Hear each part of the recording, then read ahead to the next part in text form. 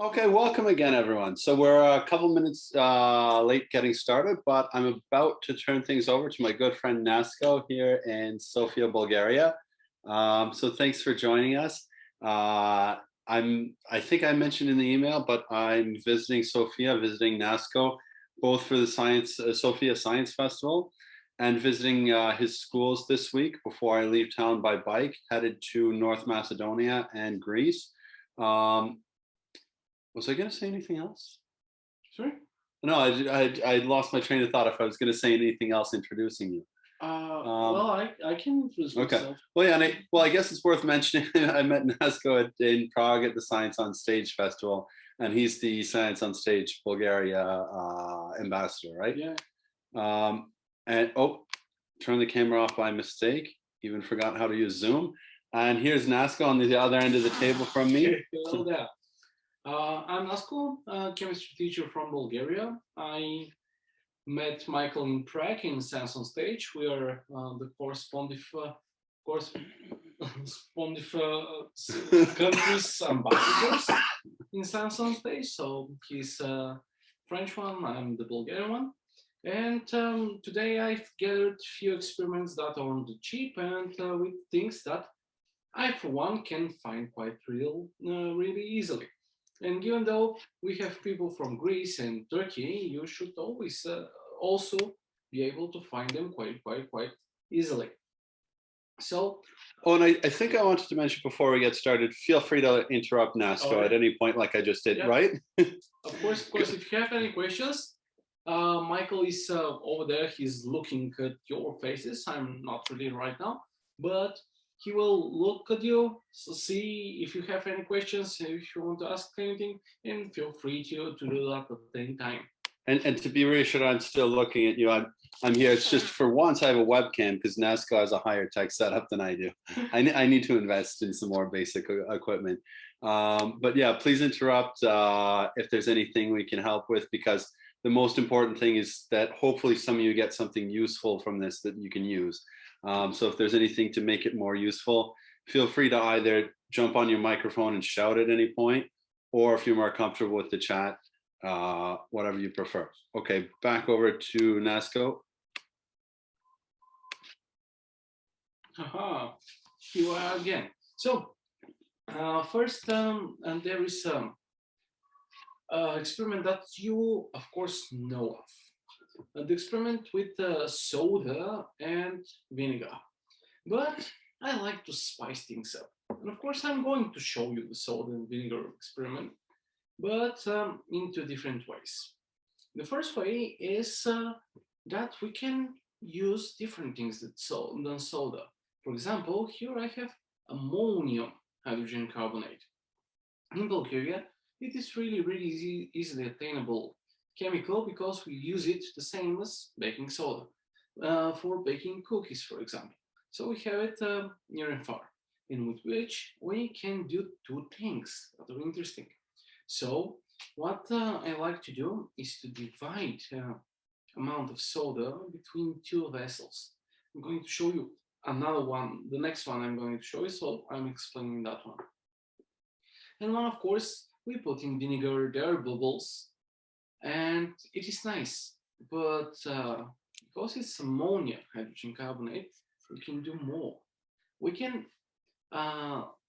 put some sodium hydroxide solution in the other portion, which will once again elevate some gas, although those bubbles we will not see. But the smell, well, the smell, that is something that will hit us in the noses. And the second one I really like to do is we take baking soda or ammonium soda, it doesn't really matter. We put small amount into a vessel. Then we take, of course, some acid that is solid. For example, at room temperature. For example, citric acid. Citric acid is, of course, solid at room temperature, so we mix that and those two together. And it's just a mixture of two solids that are white. so nothing much is happening. But if we take some water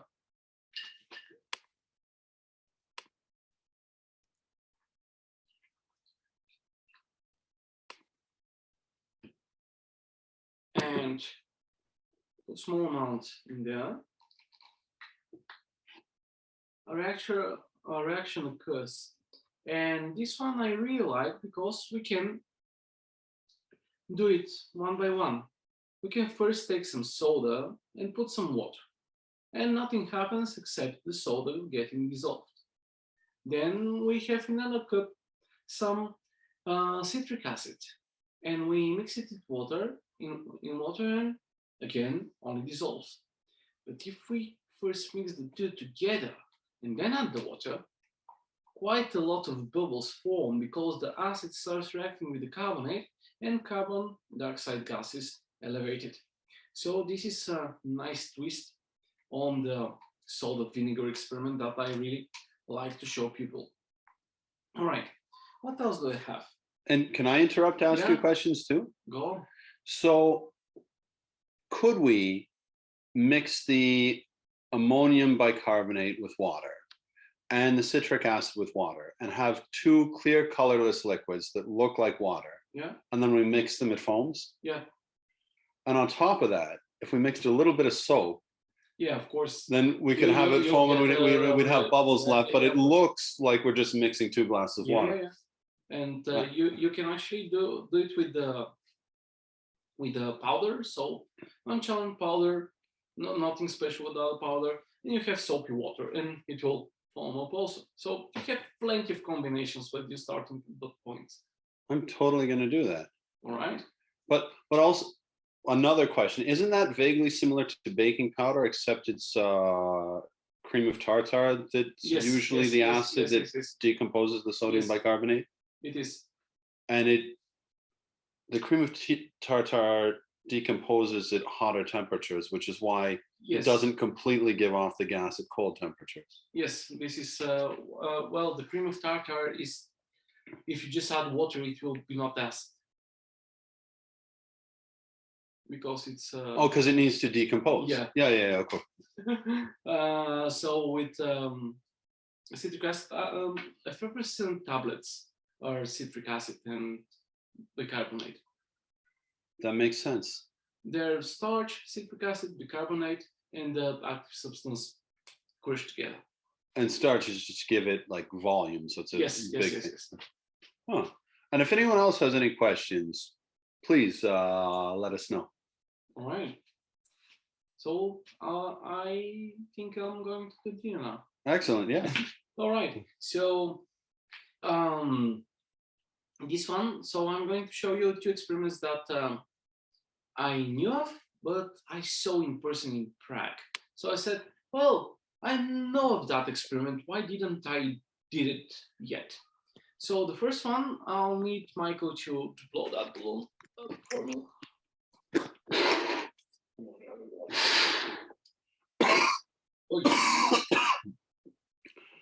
Are you all right with that?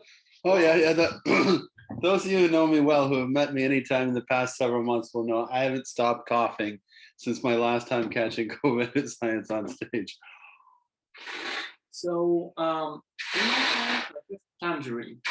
And tangerine is a citrus. And those citruses have oil, lemon oil in their skin.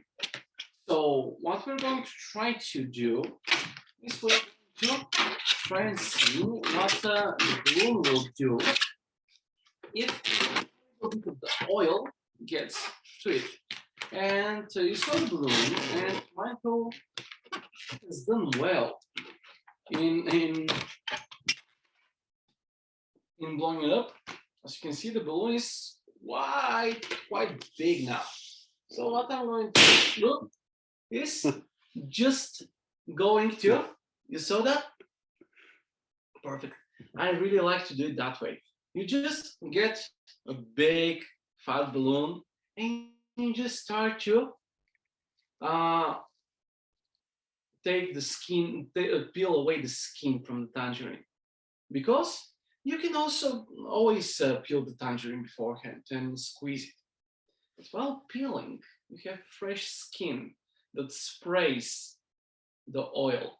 So it's really shocking. Even I got spooked about it. So you just nonchalantly peel away the skin of the tangerine and you just keep the balloon close to you and continue peeling. That way, drops of the oil will get to the balloon.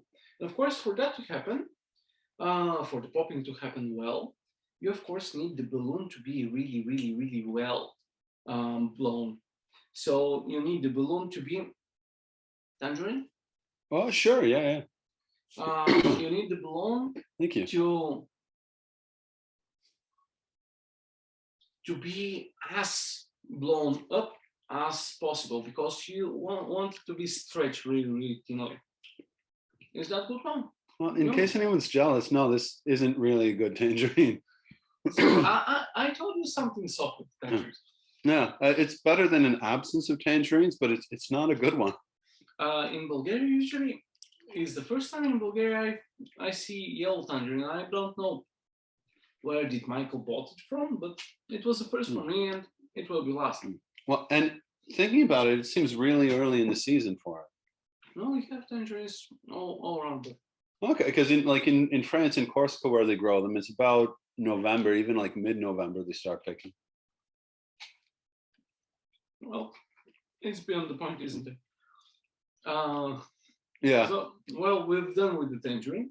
Oh, and one tip I like to add for that is often if you're doing it for kids, like either students at school or a science show, they might suspect you've done something funny.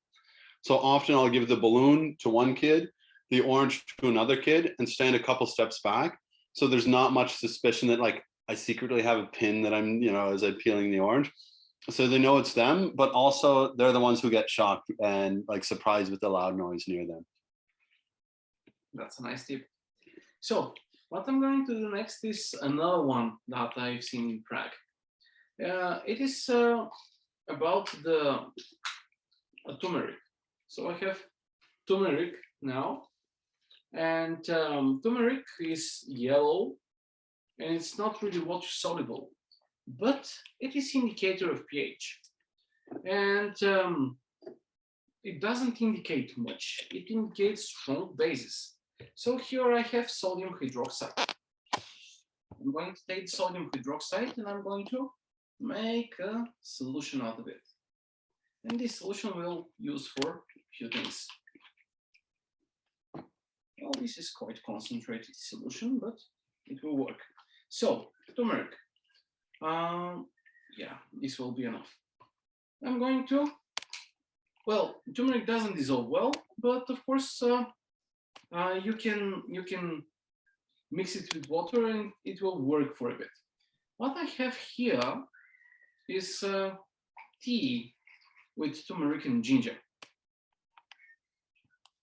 And I'm going to first see whether or not that tea is has enough turmeric to run as indicator. If it doesn't work, I'm going to get the powder and mix it with water.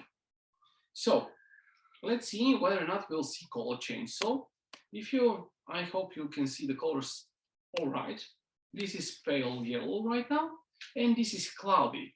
The cloudiness will soon disappear, but we don't really care about it. Either way, it's white or colorless. So let's see when I mix them. The turmeric becomes more of a red. So with it, it's quite more bright. And this is the tea, and the turmeric itself. If I take the thing and I mix it with water. And for me, like looking into the camera, that seemed apparent to pick up on camera. But if anyone feels otherwise, let us know. But we're seeing with the powder directly. All right. And this is the powder. So you already see that the tea that started pale, now it's quite more red, and the powder, here it is. And I think this also is showing up nicely. Yeah, it would. I mean, now it looks red. And what I have seen people do and what I have done is we take that powder and dissolve it in a little bit of ethanol. And then you can paint it on a t-shirt. And if you have, or on paper, it doesn't really matter, but on t-shirt is nice.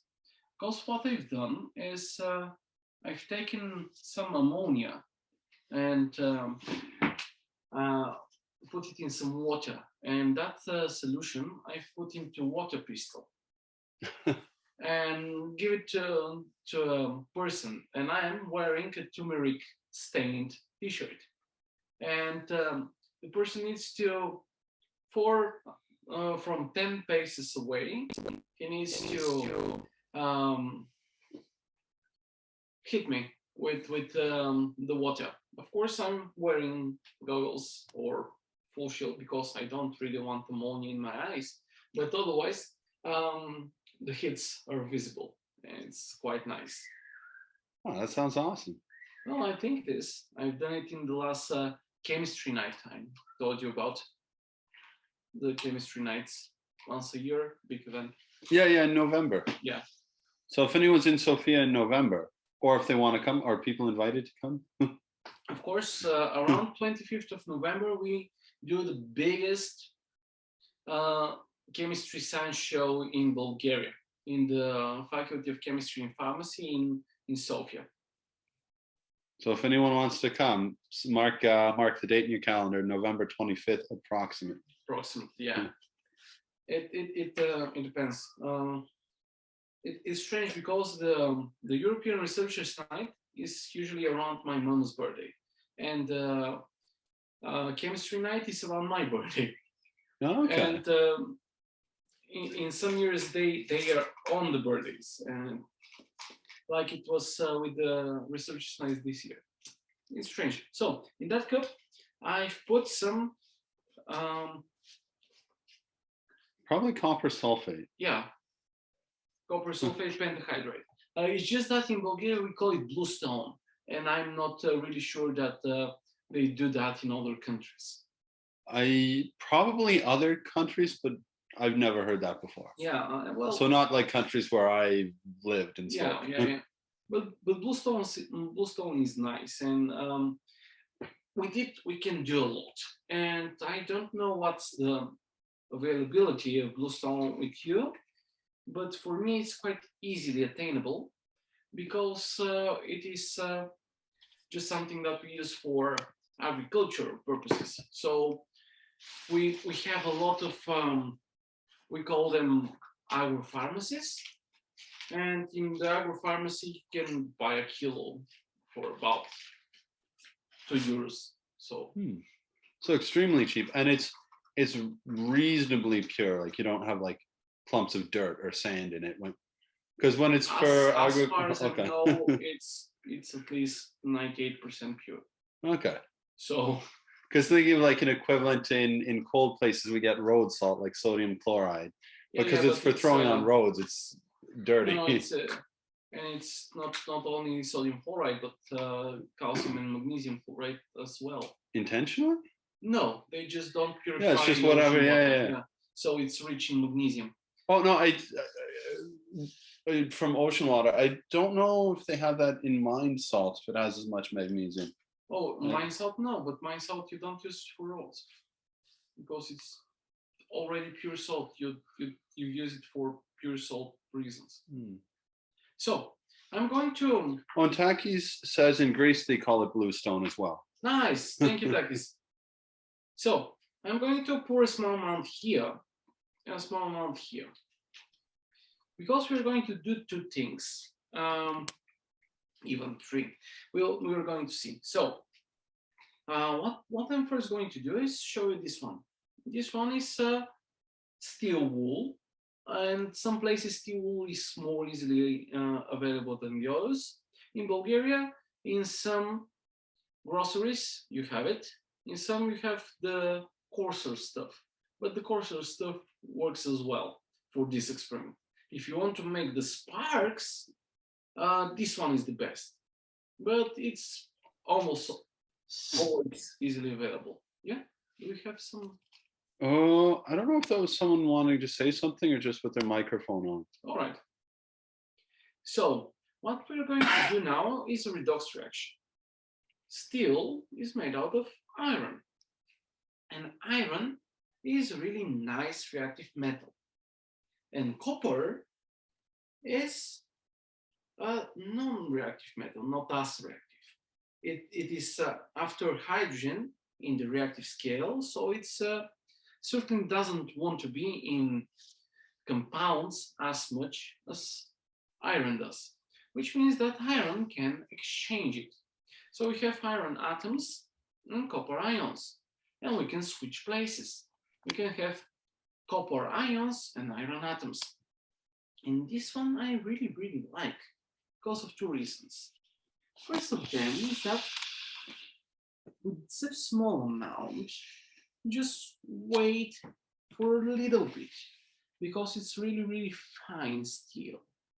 And not 30 seconds pass, and you already see that.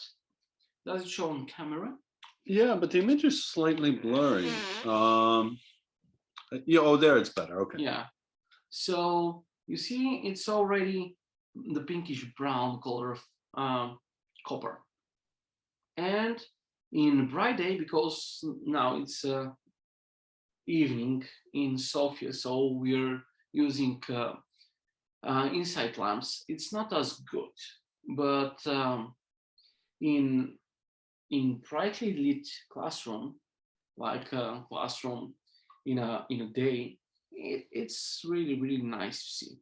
So if I put it all in, we're going to do something else. So we already know, let me show it again, because now it's all brown. We now see that the copper gets onto the steel wool. All right, that's trivial to see. But what about the iron coming into the solution? Does it come into solution? How can we say that?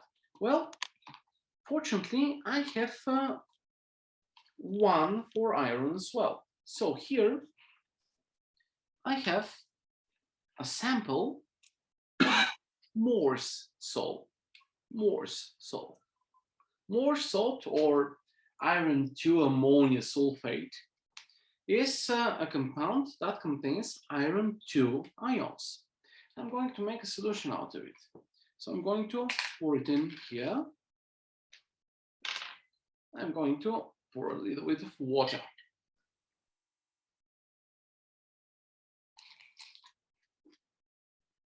So you remember that I've poured a little bit of the copper sulfate in this cup. And now I have a little bit of the Morse salt, or iron 2 ions, in this one. And a way that we can differentiate them, aside from the color, is by reacting them with sodium hydroxide. So this one is pale green solution. This one is blue solution. And if we put sodium hydroxide in copper sulfate, we'll get copper hydroxide, which is nice, brightly colored jelly. With the iron, we'll still have a jelly, but this one is not brightly colored blue jelly, but it's dark colored green jelly. So let's now try and see what we have here. So in another cup, I'm going to pour the liquid that is left behind. And if the camera shows, it is now not blue, but green. Well, it very, very slightly green. It looks almost clear. All right. But let's check with the sodium hydroxide. Of course, we get the deep green jelly. the jellified is really good jellified, and it's quite green. So we did indeed changed the places of the copper and the iron. And I really like that one because it's completely foolproof, and it shows exactly what we are saying, and it's quite tangible, the proof that we are hearing. And of course, here is side by side the pure iron 2 and one that we have, and the copper. So I think so this is our test, and those are two solutions that we test too. So I think it's quite visible that these two should be the same compound. Yeah.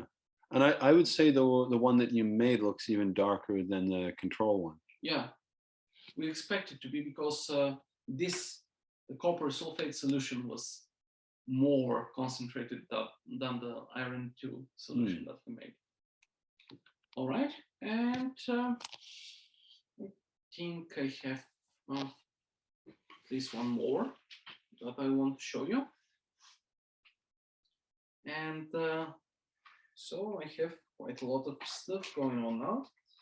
And even if you don't have glassware, as you can see, it's quite easy to achieve those things. And good thing is that, for example, those ones that have the some basicness to the solutions, if you really need to, they don't really wet much the cups, so relatively easy you can clean it and reuse the cups 2 times. On the 3rd time they get scratched and they don't work anymore, but if you really need to, you can reuse cups. So what I'm having now is another cup of water, and this time what I'm going to do is put a little bit of starch in there, just a little bit.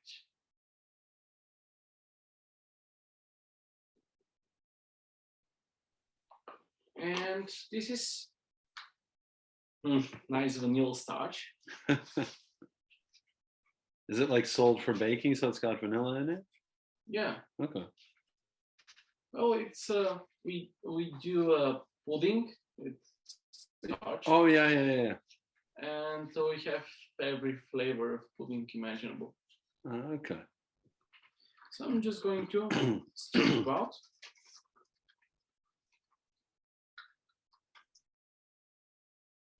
And what is happening next is, of course, some iodine in there, because starch shows when iodine is present, and iodine shows when starch is present. So they show each other. They're snitches.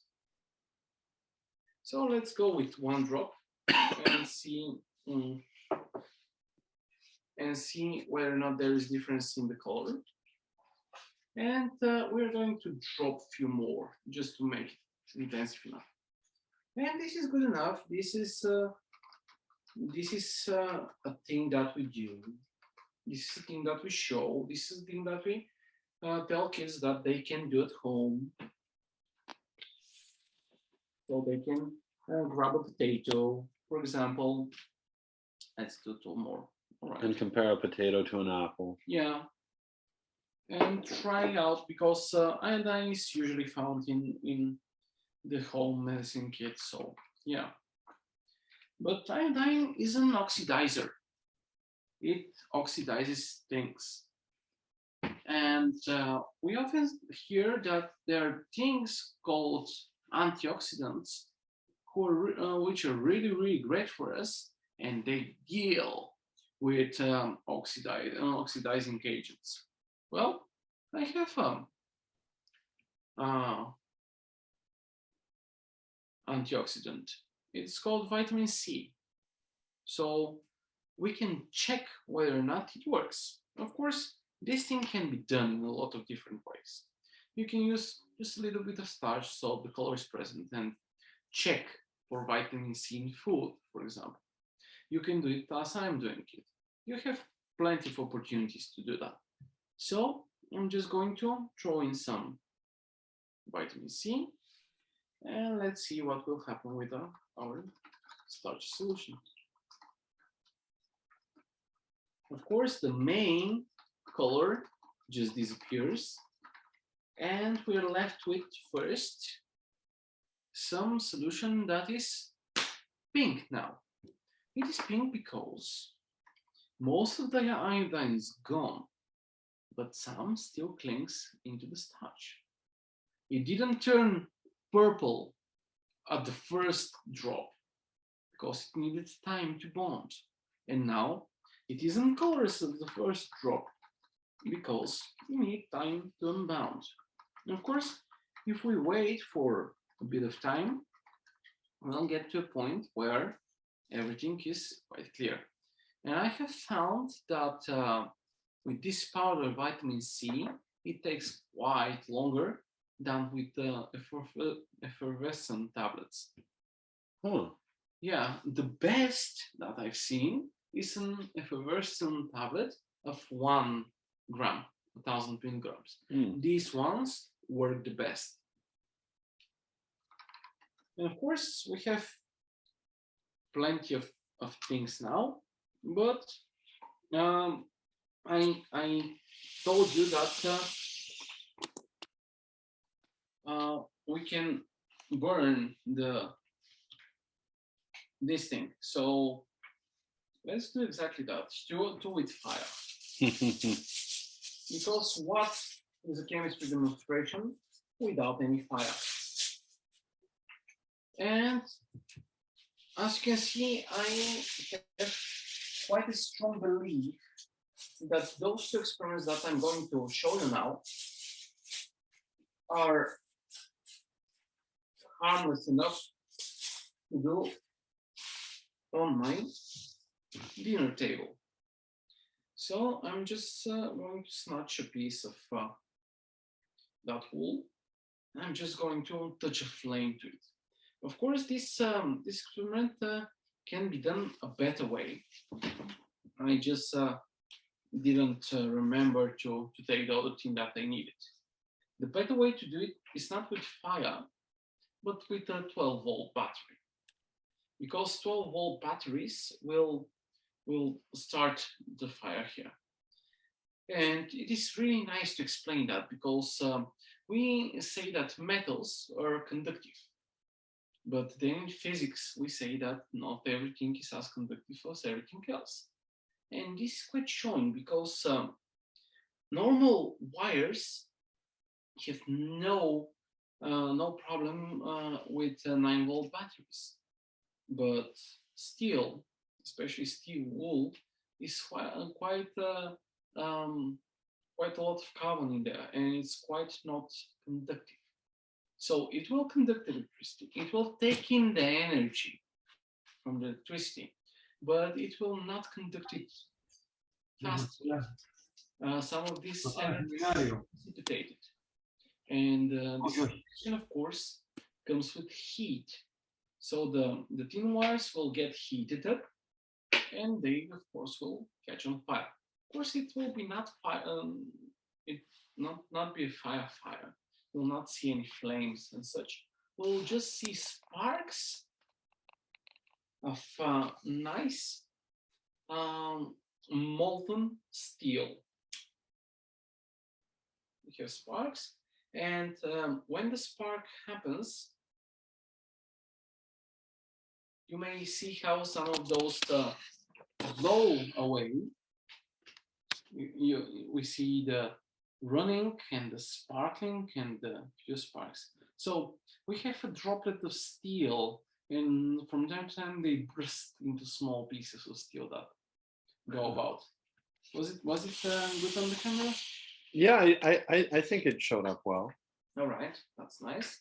And the next one is, of course, I think it was Tchaikovsky who said, if there's tangerine on the stage, it should blow up. No, it was about gun. It doesn't matter. Tangerine and guns are more similar than you may think. So that oil that we talked about is actually flammable. So we can do that, and we can have nice. If it's enough oil, though, we can have nice sparks that you may hear, that you may see now.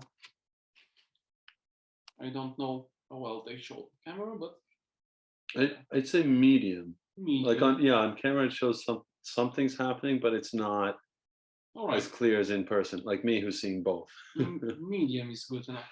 So of course, if you have some citrus with butter peel, it is quite a lot more you can squeeze. Well, the oil itself is in the thin upper layer. With the fat peel, you just can squeeze more. Mm. And there is a hybrid. The best I've seen yet is something called Sweetie, and it's grapefruit sized, and it's green, and it's its parents are a grapefruit and a tangerine, I think, and it has so much oil that if you try to peel it in the normal way, your hands will be wet with lemonade. And this beast makes a 20 centimeters burst of flame. But of course, oranges, if you don't have it, oranges, tangerines with the fat peels work the best.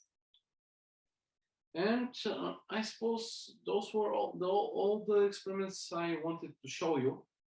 And I hope that they were nice experiments, that you've seen something new. Of course, here is my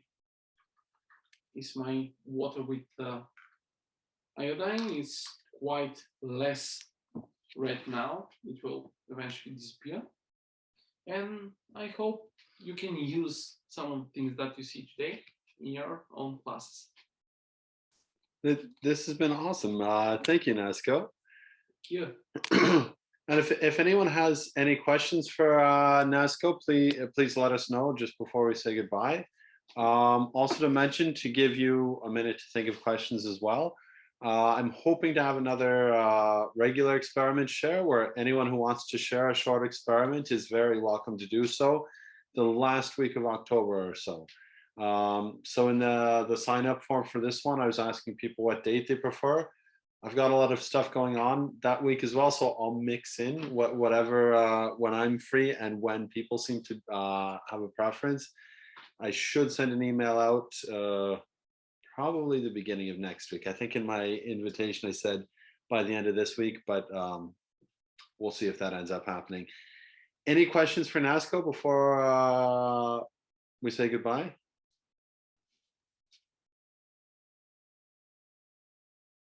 Doesn't sound like anything. Yeah, all right. Okay, so thank you everyone for joining us. I'll turn the camera around to Nasko so he can wave goodbye as well. And have a great evening, everyone. Goodbye. Bye.